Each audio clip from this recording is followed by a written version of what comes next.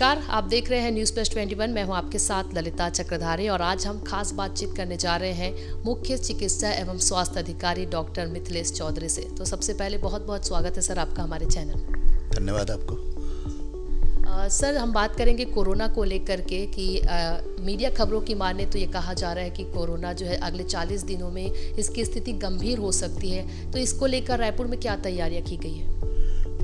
जिस तरह से इसका संभावना बन रही है तो रायपुर पूरी तरह तैयार है।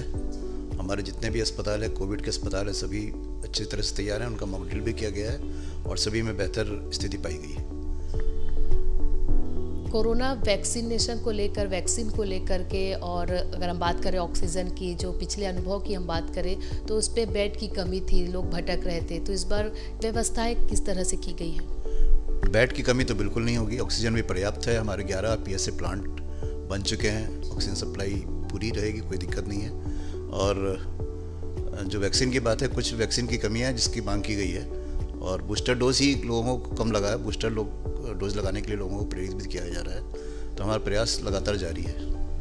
बूस्टर डोज की आपने बात कही, तो कितने फीसदी तक लोगों ने बूस्टर डोज अभी लगवाए हैं? फर्स्ट डोज 100% लोगों ने लगवाया, सेकंड डोज 98% लोगों ने लगाया, बूस्टर डोज अभी तक 38% लोगों ने लगवाया है। तो उस पर हम लोग लगातार काम कर रहे हैं ताकि वैक्सीन की उपलब्धता भी बनी रहे और लोग उसका हक लगवा भी लें। लोग जो है अभी बूस्टर डोज नहीं लगवा रहे इतनी कम फीसदी में, क्या कहेंगे लोगों की?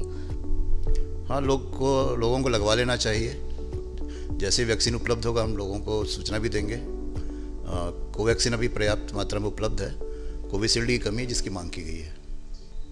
अगर हम बात करें, अभी कुछ दिनों पहले स्वास्थ्य मंत्री TS सिंहदेव मॉक ड्रिल किए थे बिलासपुर में, लेकिन वहाँ पे जो व्यवस्थाओं की कमी नज़र आई थी। क्या इस तरह की कमी हमें रायपुर में भी देखने को मिल रही है? रायपुर ज़िले में भी हमने हर लेवल पर, चाहे PSC हो, CSC हो, जिला अस्पताल हो, मेडिकल कॉलेज हो, सभी स्तर पर हमने मॉक ड्रिल किया था और सभी जगह व्यवस्था अच्छी पाई गई थी। नया वैक्सीन की बात करें, नेजल वैक्सीन, क्या वो कारगर साबित हो सकती है सर?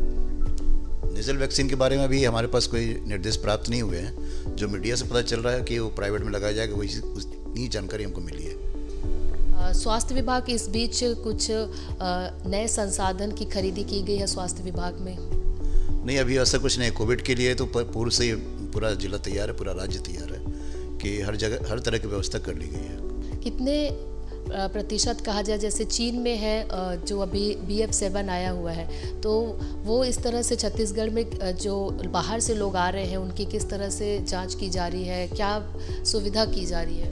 इंटरनल नेशनल एयरपोर्ट में उनकी जांच हो रही है अभी, और जो पॉजिटिव आ रहे हैं पूरे देश में उनको आइसोलेट भी किया जा रहा है। और मेरा अपील सबसे यही है कि जिस तरह से संभावना व्यक्त की जा रही है कि लोग को बचने के लिए मास्क लगा कर निकलें, भीड़ भाड़ में रहे तो मास्क लगाएं, दूरी बनाकर रहें, हाथों को सैनिटाइज या साबुन से धोते रहें, और सर्दी खांसी बुखार के लक्षण मिलते हैं तो समीप के स्वास्थ्य केंद्र में जाकर अपनी जांच जरूर करवाएं। ये अपील स्वास्थ्य विभाग की तरफ से सभी के लिए है।